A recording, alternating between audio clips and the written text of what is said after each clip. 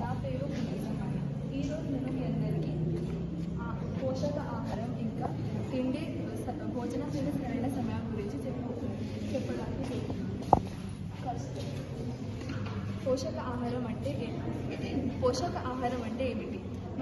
మనం తినే తిండిలో పోషణాలు ఉండడానికి పోషక ఆహారం అంటారు. ఉదాహరణంగా కూరగాయలు, ఆకుకూరలు, పళ్ళు, పాలు, పెరుగు, ధాన్యాలు, పప్పులు, అన్నం, ఇంకా మిల్లెట్లు ఇలాంటివి ఉండడానికి ఇవన్నీ మన ఆహారంలో ఇంక్లూడ్ చేసుకోవాలి. ఇప్పుడు మనం టైమింగ్స్కి వెళ్దాం. టైమింగ్స్ అంటే ఫస్ట్ పొద్దున లేవగానే 1 గ్లాసు నీళ్ళు తాగాలి. తర్వాత బ్రేక్ఫాస్ట్, పొద్దున భోజనం. బ్రేక్ఫాస్ట్ మనం పొద్దున 7 గంటల నుంచి 8 గంటల వరకు చేసుకోవాలి. ఎక్కడన్నా స్టూడెంట్స్ లేకపోతే ఎవరన్నా పనులకు వెళ్ళేటప్పుడు భోజనం చేయడం చాలా అవసరం.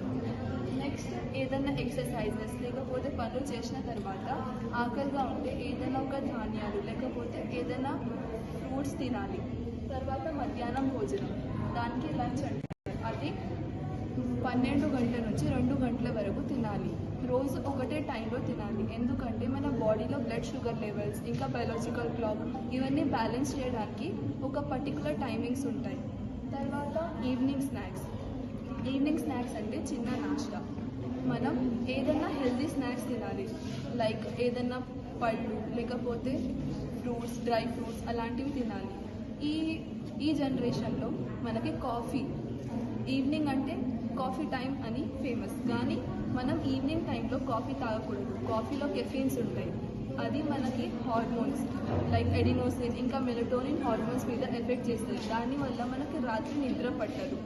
దాంతో ఎక్కువ కాఫీ కన్జ్యూమ్ చేయడం వల్ల ఐరన్ శోషణాలు ఇంకా మన గుండెపోటు ఇంకా జీర్ణక్రియ సమస్యలు వస్తాయి.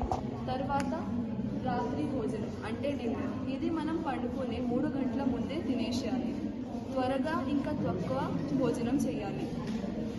నెక్స్ట్ వెల్ బ్యాలెన్స్డ్ ప్లేట్ అంటే బాగా సమతుల్యమైన ప్లేటు. దీంట్లో సగం నాన్ స్టార్చీ ఫైబర్స్ ఉండాలి, పావు వంతు ప్రోటీన్స్ ఉండాలి, ఇంకా పావు వంతు స్టార్చీ ఫైబర్స్ ఉండాలి. ఇట్లాంటి ప్లేట్ని మనం బాగా సమతుల్యమైన ప్లేట్ అంటాం. Fuel your body, feed your soul అంటే మీ శరీరానికి ఇంధనం ఇవ్వండి, మీ ఆత్మకు ఆహారం ఇవ్వండి. ఇప్పుడు నాన్ స్టార్చీ ఫైబర్స్ గురించి ఈమె మీకు చెప్తుంది. నాన్ స్టార్చీ ఫైబర్స్లో leafy vegetables, fruits and vegetables కూడా ఉంటాయి. దాంట్లో ఆరెంజ్ తీసుకున్నాం. ఆరెంజ్ అది విటమిన్ సి ఇస్తుంది మన బాడీకి. ఏదైనా మజిల్స్ కానీ బాడీ పార్ట్స్ కానీ ఏదైనా వీక్గా ఉంటే వాటిని ఇమ్యూనిటీ ఇస్తుంది. అండ్ స్ట్రాబెర్రీ విటమిన్ బి ఇస్తుంది మన బాడీకి. అది తినడం వల్ల మన బాడీలో ఏదైనా పార్ట్ కానీ ఏదైనా డ్యామేజ్ ఉంటే దాన్ని బ్యాలెన్స్గా చేస్తుంది, ఇంకా ఇంక్రీజ్ అవ్వకుండా చూస్తుంది. క్యారెట్ ఇది డైటరీ ఫుడ్ అని కూడా చెప్పవచ్చు. ఇది తినడం వల్ల మన కార్బోహైడ్రేట్స్ కానీ ప్రోటీన్స్ కానీ స్టార్చ్ కానీ ఇంక్రీజ్ అవుతుంది, ఫ్యాట్స్ మాత్రం అవ్వదు. కుకుంబర్ తినడం వల్ల మన బాడీలో డీహైడ్రేషన్ ఎక్కువ అయినప్పుడు మన బాడీలో వాటర్ లెవెల్స్ స్టేబుల్గా ఉంటుంది అండ్ వైటల్స్ కూడా స్టేబుల్గా బ్యాలెన్స్గా చేయడానికి యూజ్ అవుతుంది. డ్రమ్ స్టిక్ ఇది ఇమ్యూనిటీ ఇస్తుంది మనకి, మన బాడీకి డైజెషన్ అవ్వడానికి కూడా హెల్ప్ చేస్తుంది. క్యాలీఫ్లవర్ దేనికి అని అంటే మన బాడీ ఇన్ఫ్లమేషన్ అవ్వకుండా యూజ్ అవుతుంది క్యాలీఫ్లవర్. రెడ్ క్యాప్సికమ్ ఇది డైజెషన్కి యూజ్ అవుతుంది. మన బాడీలో ఏదైనా ఫుడ్ తిన్నప్పుడు మనకు డైజెషన్ సరిగ్గా అవ్వకపోతే ఇది యూజ్ చేసి తినొచ్చు.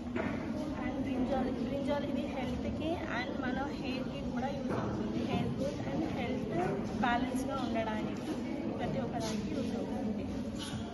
Good morning. ఇప్పుడు దాకా మనం విన్నాం కదా, మనకు ఎలాంటి